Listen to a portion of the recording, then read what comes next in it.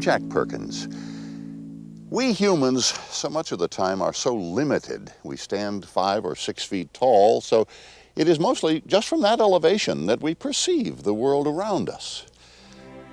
Consequently, the towering trees, the primeval forests of Maine, its majestic hills and granite mountains, we know mostly from looking up at them.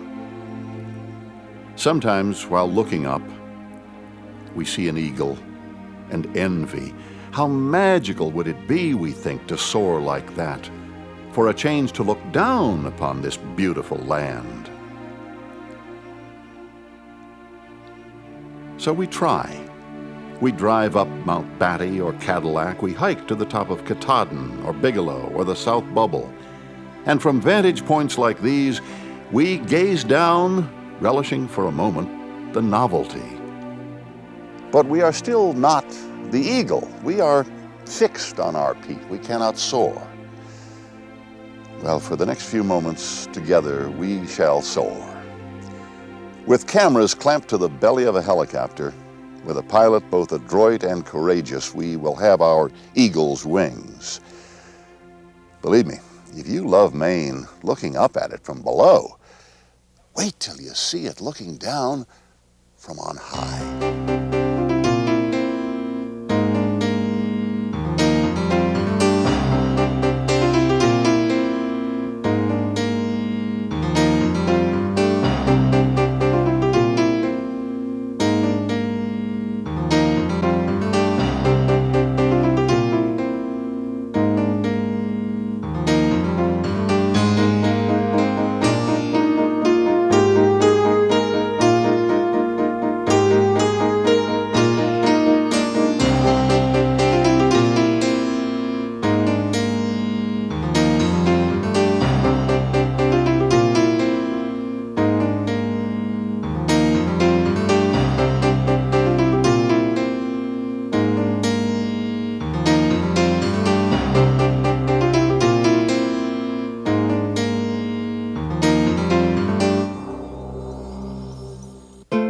Maine is the only state bordered by only one other.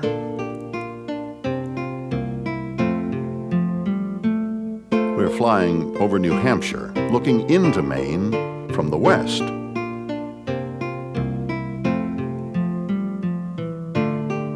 Or from the south. The Isles of Shoals.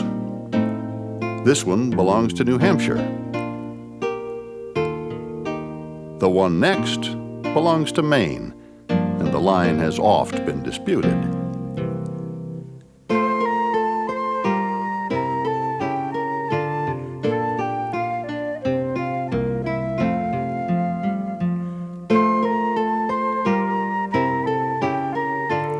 In the state's most northerly reaches, towns like Fort Kent,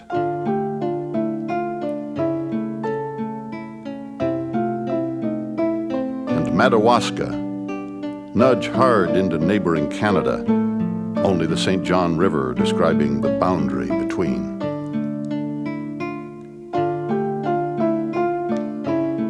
And to the east, no town in America farther east than Lubec. North, east, west, and south. We're going to cover this state as it has never been covered before. As we gaze down, let us remember we are seeing more than geography and topography. We are seeing, if we look not just with our eyes, but with our hearts, something of the essence of this state. This is a special place, and what we see looking down are the symbols of Maine's specialness.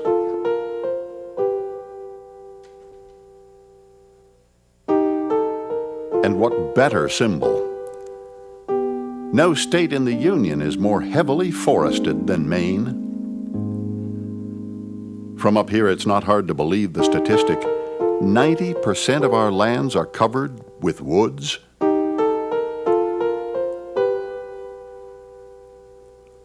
This is the pine tree state, but it is much more than pines. Hardwoods and soft, deciduous coniferous. The canopy we can see from here, the undergrowth we can't.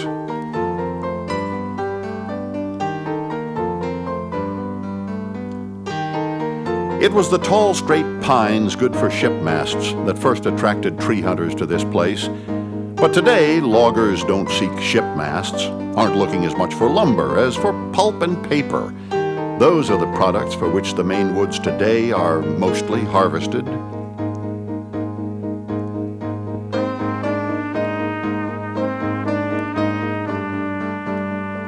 Fly over a patch that has recently been clear-cut, and we are reminded we don't all agree on how our woods should be handled. Some despair that we shouldn't be cutting so many trees. Others say there are probably more trees today than when the despairing began. It is a bountiful place, the Maine woods, an incredibly expansive reach of lore and love and mystery. No spread of forest in our country is better known, more admired or desired. And none has both molded and mirrored the character of its people like the sturdy, stalwart Maine woods.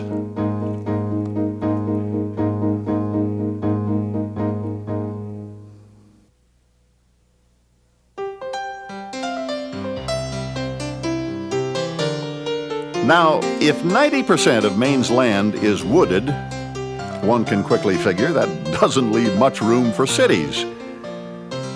But then most Mainers don't want to live in cities.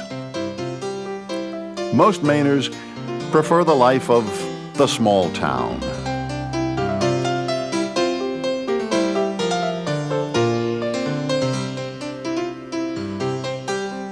Or the life of no town at all. Almost half the state, nobody ever got around to organizing anything like a town. Why bother? About half of Maine is officially overseen by the state as unorganized townships or plantations. Nothing else like it in America.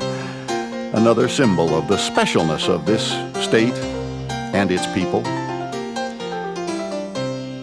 Oh, we do have a few cities, but only 22.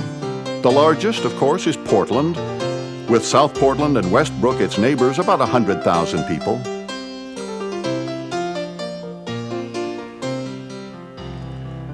On the other hand, Eastport has 2,000, but it's a city. As you look at the cities of this state, you realize it's not size that distinguishes city from town. The smallest town, should it choose, can ask the legislature and be made a city. Cities of all sizes, except big. Maine doesn't have big cities, and for most Mainers, that's just fine.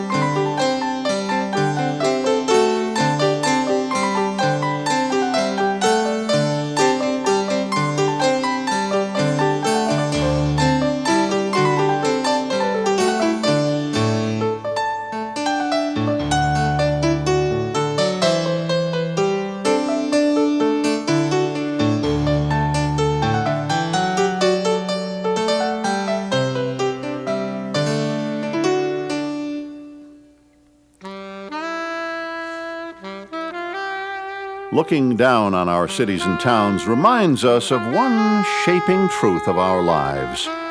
We like to live by water. We choose to, almost need to. We started, of course, by the ocean. That is what brought our forebears here from old lands in old days.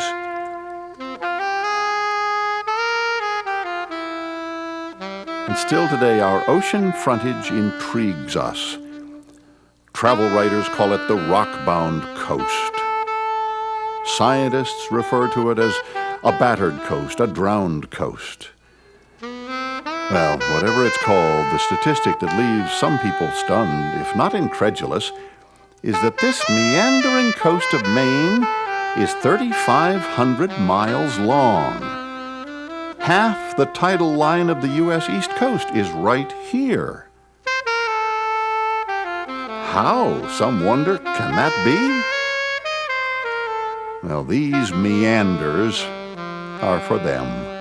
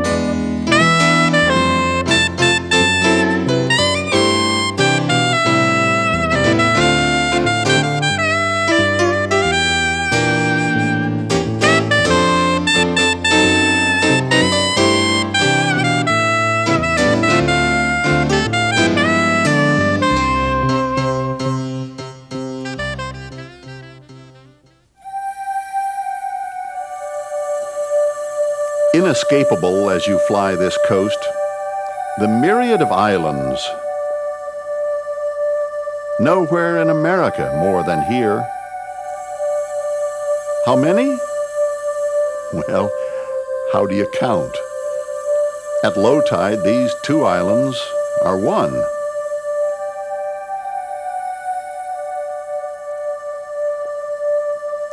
At high tide, there are other islands that completely disappear, covered over by water. So how do you count? And why do you want to bother? There are tall, wooded islands with abundant life. There are islands of different colors. There are a lot of islands.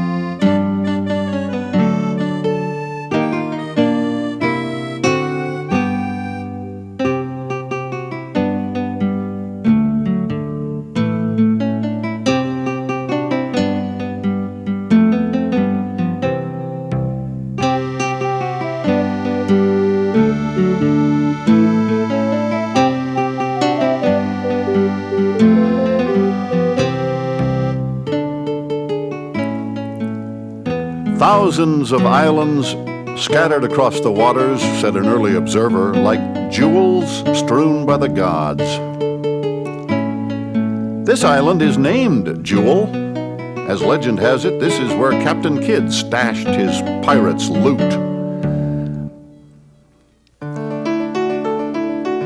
Other islands served nobler purposes, but are no less storied, for from them shone the lamps which saved many a mariner.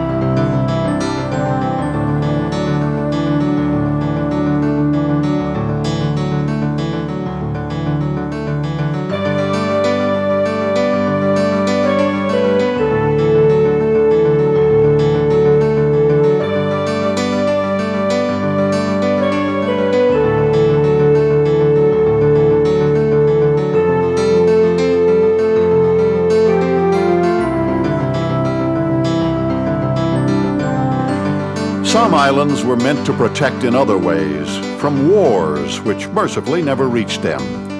But today on islands and coast, we are left with so many forlorn, futile forts.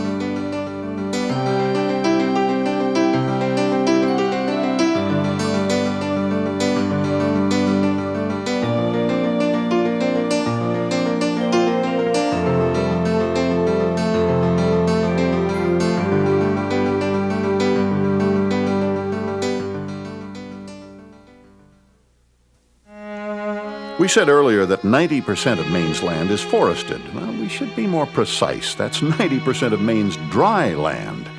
In fact, 10% of the state is underwater.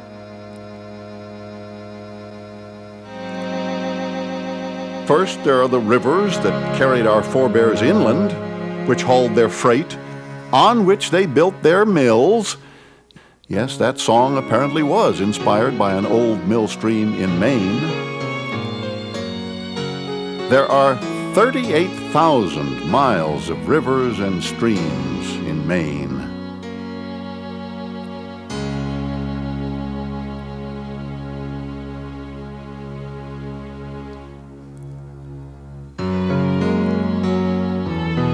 The state's longest river, 331 miles, the St. John.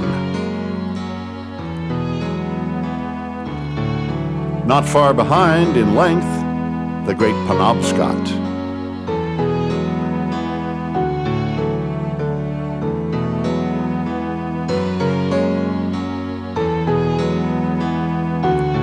The Androscoggin, the Kennebec,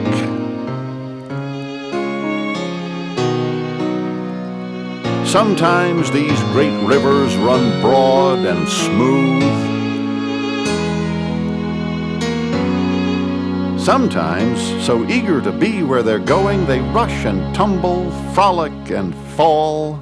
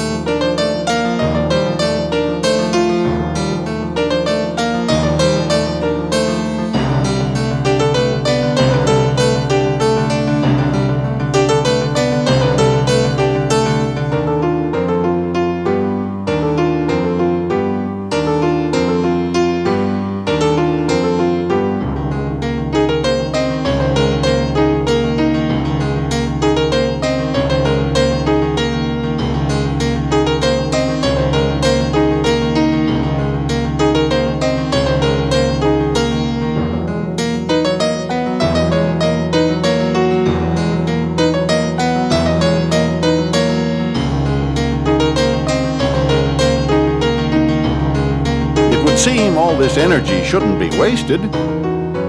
It isn't. With dams and their turbines,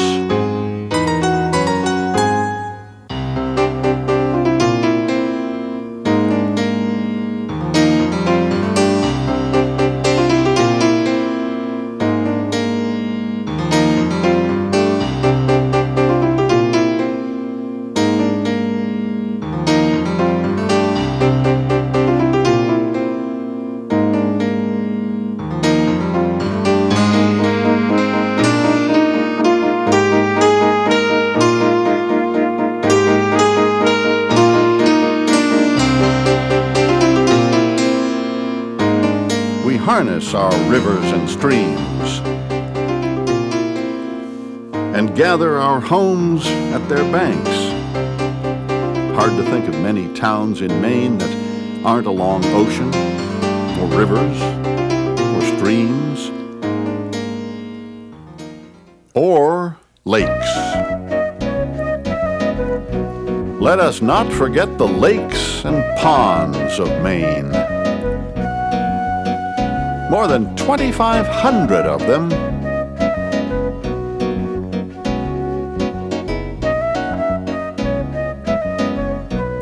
A million acres worth.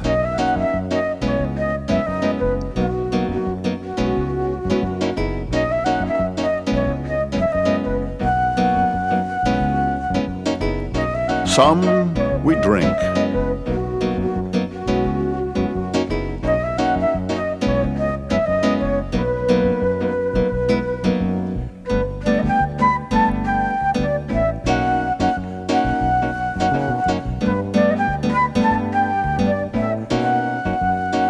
Some we fish.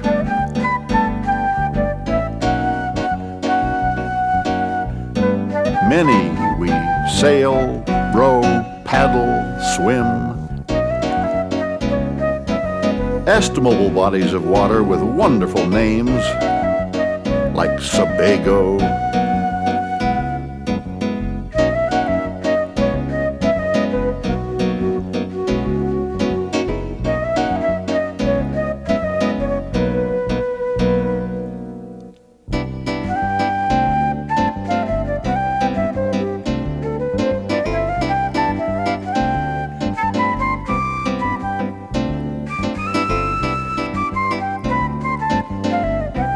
Mooselook McGuntic.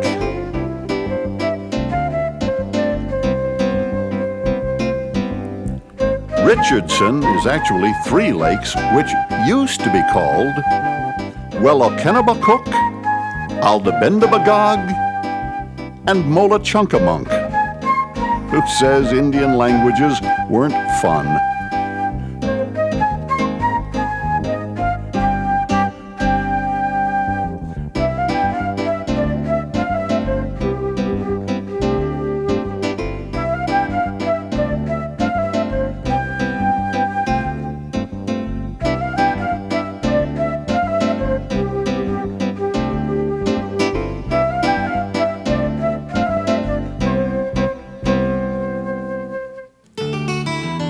And the biggest of all,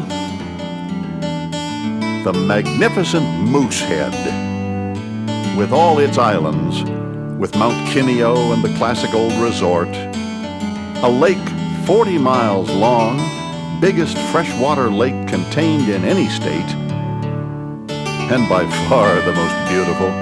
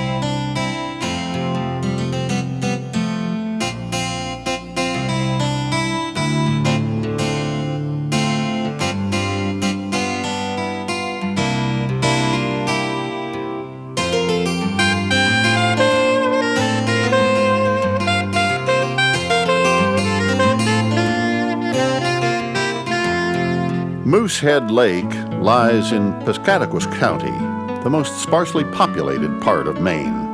Average only 5 people per square mile. Mainers don't like being too crowded. So most of us today still live in small towns, with one thing in common from town to town.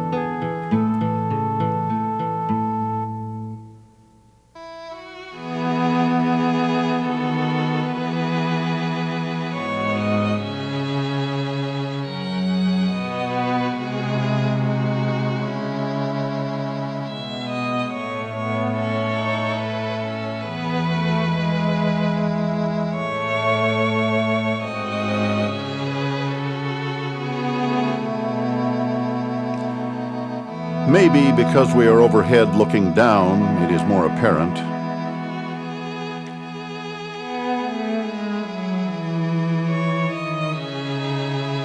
But every town,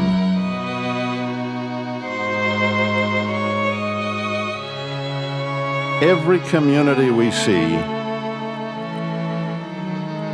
seems clustered as though in fervent devotion around a steeple.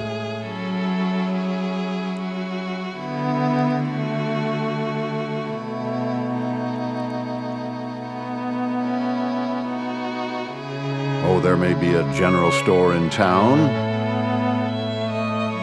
a convenience store perhaps,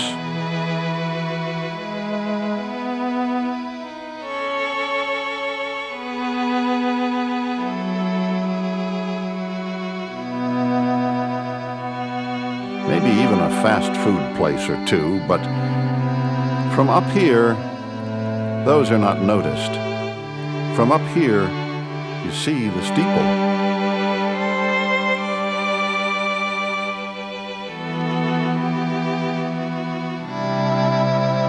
It's as though wherever people have gathered, each town, each village, each crossroads, inexorably they have raised a spire.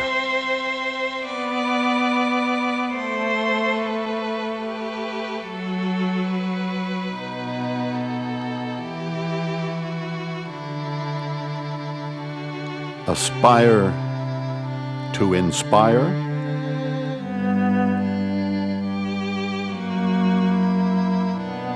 a steeple to reach toward the unreachable, the ineffable.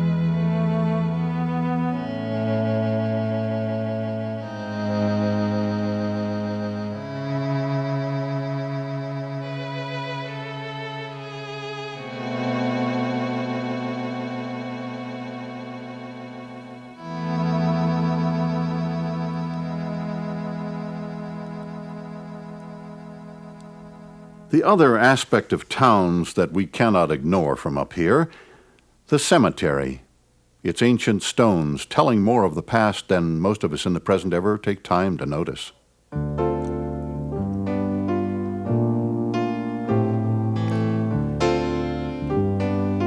And of course, surrounding our towns, those fertile fields of labor where men and women as though heedless of the shortness of seasons, the harshness of climate, find ever more efficient ways to turn the land, to turn the crops, and sometimes, not always, but sometimes, even turn a profit.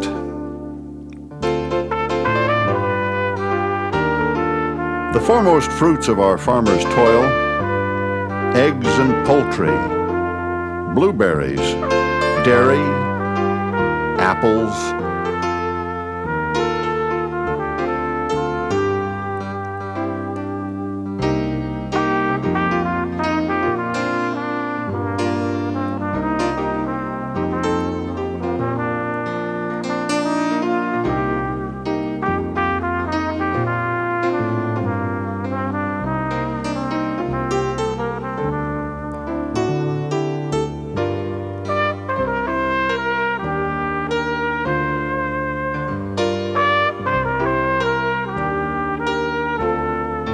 and, of course, potatoes.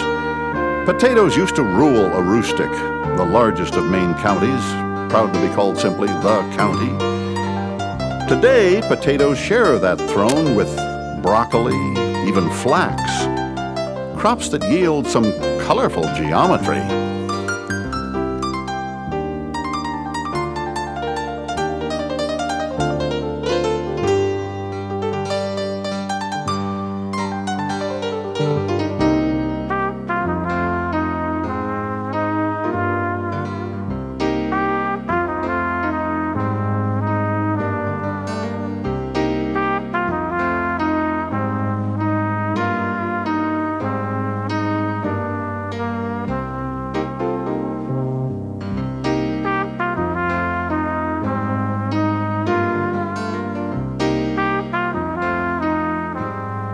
Color and pattern are the two amazing abstractions by which you are struck flying over this state.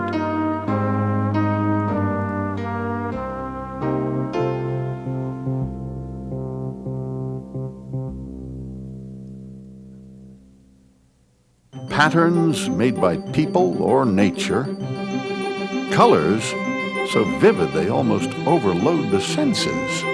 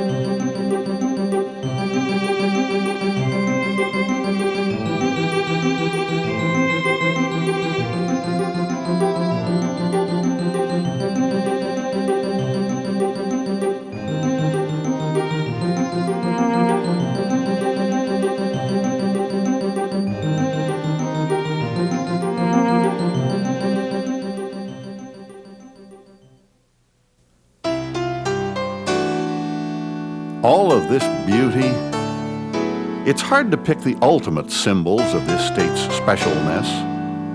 We know how much land and how few people we have, average 15 acres of land per person, a rare legacy. But the test is, what do we do with that legacy? Here are the two symbols.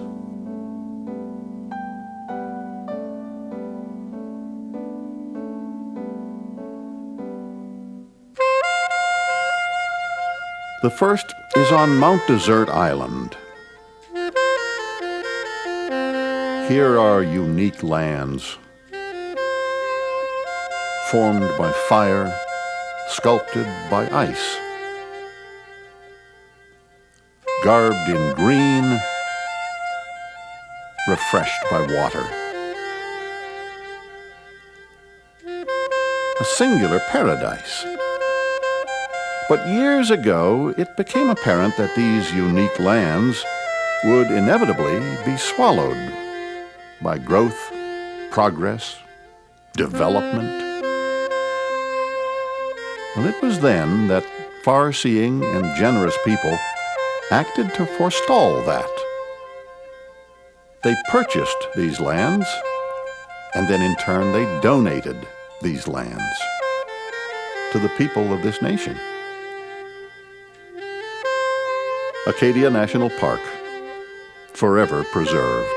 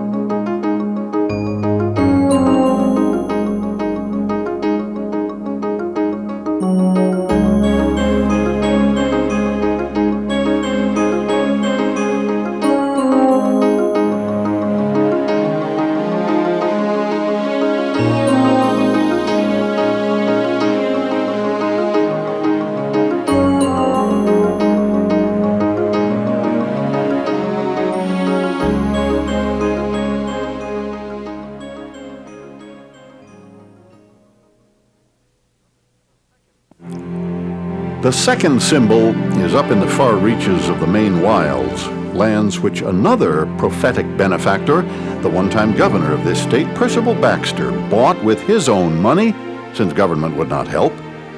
He made a latter life's career of buying to protect this wilderness. Katahdin,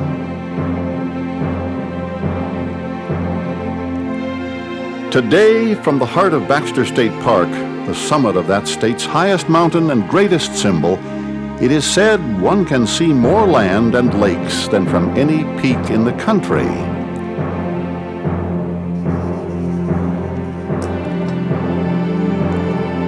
On top, there's a bronze plaque with Percival Baxter's words. Katahdin stands above the surrounding plain, unique in grandeur and glory. The works of man are short-lived, monuments decay, buildings crumble, and wealth vanishes. But Katahdin, in its massive grandeur, will forever remain the mountain of the people of Maine. And so it will, thanks to him.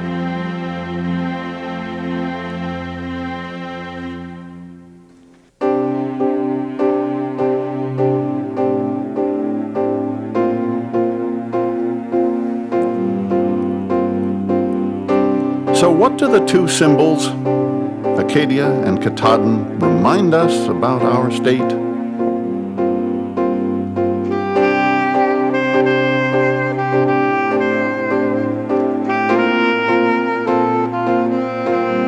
That there is unsurpassed beauty here, and there are those who appreciate it and are determined, whatever it takes, to safeguard and perpetuate it.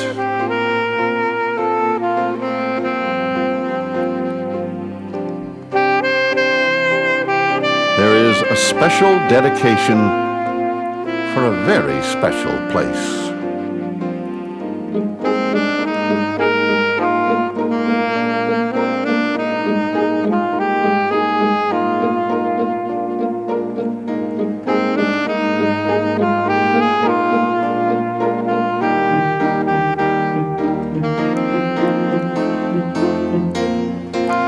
It is sometimes said that Maine is where the sun first rises on America each day. Well, maybe the way to close this is by noting that it could also be said it's the first place where the sun sets. And that's not a bad thing either.